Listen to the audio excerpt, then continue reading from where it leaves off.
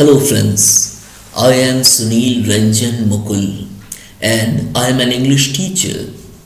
Now here I have come with the topic Renaissance. Now here I begin. Renaissance is a French word which means rebirth, revival or reawakening. Renaissance was both a revival of ancient classical mythology, literature and culture, as well as awakening of the human mind after the long sleep of the dark Middle Ages. It was a rediscovery by mankind of himself and of the world. It was a period of great illumination and revival of the idea of beauty, the beauty of woman, the beauty of nature, and the beauty of art and literature. Renaissance began in Italy in the 14th century with Petrarch and others. It was greatly stimulated by the fall of Constantinople in 1453, by the invention of printing in Germany, and the great discoveries and inventions of scientists and navigators. Its influence reached England in the last years of the 15th century and the opening years of the 16th, and reached its high point in the age of Queen Elizabeth. As said earlier, it had begun in Italy, where the study of Greek literature was revived. Keen interest began to be taken in the humanistic culture of ancient Greece and Rome. There was an attempt to rebuild medieval culture following the Greco-Roman pattern of life. The study of ancient Greek and Roman literature and thought was called humanity because of its emphasis on things human and secular, as opposed to the divine studies of medieval scholars. After a long period of wars, defeats and victories, the Byzantine Empire came to an end when Constantinople fell to the Ottoman Turks in May 1453. The fall of the city sent shock waves throughout Christendom. It marked the end of European Middle Ages. It received a great stimulus from the fall of Constantinople to the Turks. While ancient literature had been practically lost to the Western world, it still flourished in the eastern part of the Roman Empire, with Constantinople as its capital. After the fall of Constantinople, countless Greek scholars came to Italy. They brought with them the precious manuscripts of the ancient writers. The classical masterpieces fired the imagination of the Italian scholars. It was felt that the ancient Greco-Roman culture was more modern than their culture. They decided that their own culture had to be modeled after the Greco-Roman culture. The invention of the printing press multiplied books and carried the fruit of classical renaissance to the people of various countries of Europe. Renaissance was not only a literary revival, but was also a scientific and artistic revival. It produced not only splendid poetry, but also splendid painting and sculpture. It gave man a new idea of life and morals. This can be easily seen in The Prince of Machiavelli and The Courtier of Castiglione. Both the books advocated a vigorous life of action and worldly success. There was a breakdown of the closed universe of the Middle Ages. The geographical and astronomical methods of the ancients were also revived.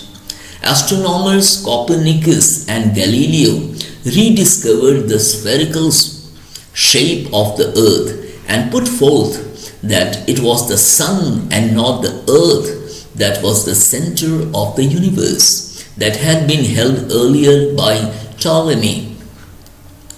The medieval cosmology no more accepted approval, and it also shook religious faith. Man was spiritually liberated and free thinking flourished. Now, coming to discoveries. The new discovery in astronomy inspired the explorers and merchants to look for possibility of reaching the enormous wealth of the East by sailing into the unknown West. In 1492, Columbus reached America and Vasco da Gama reached India by sailing round the Cape of Good Hope. The imagination of Europe was fired by the accounts of the travelers and of the huge wealth of the East. The romance and mystery of the untried seas had a deep influence on the thought and literature of the period. Thus, Renaissance was the huge widening of man's physical, intellectual, and spiritual horizon. It was the result of two impulses: the inspiration from the revival of classical learning and the stretching of man's imagination by the great voyages of discovery. These two threads run through all Renaissance literature. Renaissance in England. Now, the Renaissance influence reached England at the end of the 15th century, where it was shaped by a number of social, religious, political, and temperamental influences. Now, coming to factors that influenced Renaissance in England. Number one, the strong monarchy. It was Tudor kings who mainly shaped Renaissance in England.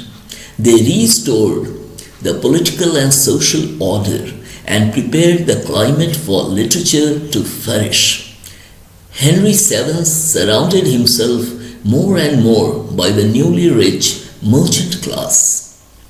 Number two, contacts with Europe. Henry VII encouraged trade, established commercial relations, and entered into treaties with a number of European countries. Wool and cloth manufacture and export were especially encouraged. The prosperity of trade resulted in great influx of wealth into the country. A part of this new wealth was used in adorning churches, but a part of it was also used in setting up colleges around Oxford and Cambridge. These colleges soon became the centers of new learning. Point number 3. Royal patronage. When Henry VIII came to power in 1509, the scene greatly changed. As he encouraged new learning, his court soon became one of the most brilliant, splendid, and powerful courts in Europe. The king loved learning and was fond of music, art, and literature. He founded new colleges at Oxford and encouraged new learning at Cambridge. It was the Tudor courtier poets of the reign of Henry VIII who began the trend of writing love lyrics, which was to transform England into a nest of singing birds in the age of Elizabeth. The most important members of this group were Wyatt and Surrey, whose works were published in Tottel's Miscellany in 1558. Now, point number 4. Classical scholars.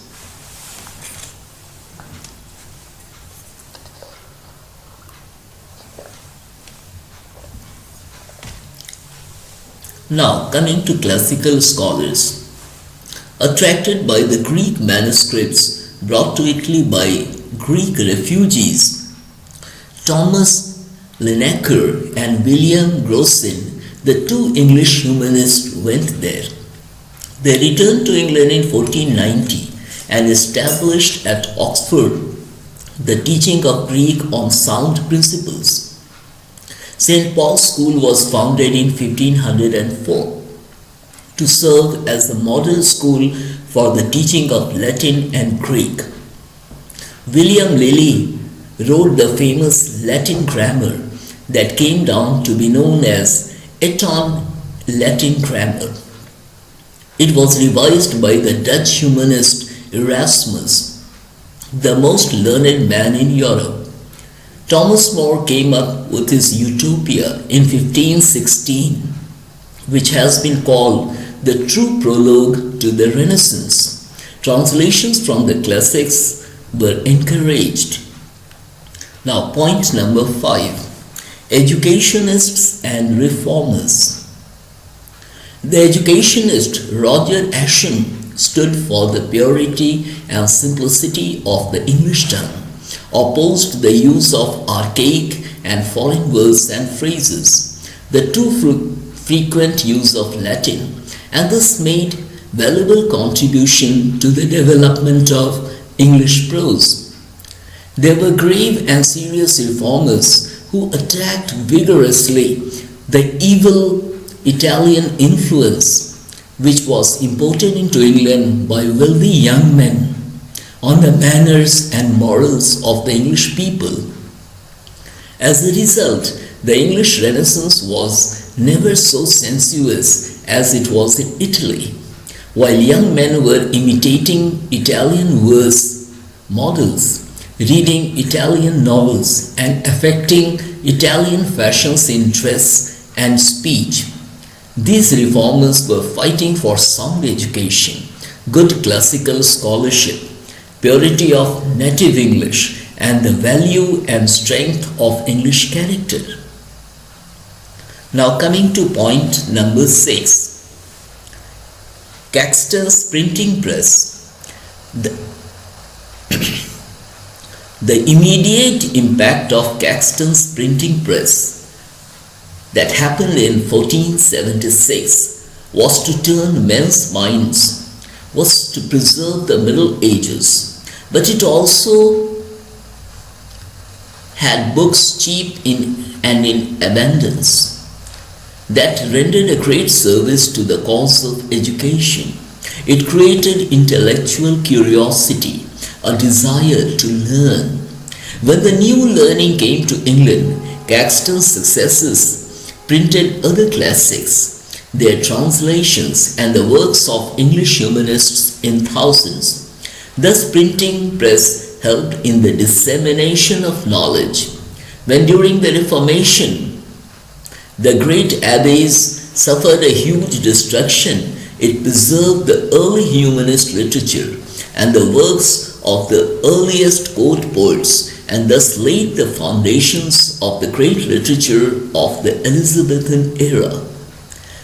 So friends, here I come to the end of the topic Renaissance, and if you listen to it again and again, you'll easily understand the true meaning of Renaissance, how it began, what had been its impact on England. If you have subscribed to my channel, well, it's fine. If you haven't, do subscribe to my channel so that I'm able to come up with topics that will be helping you in the time to come. Thank you.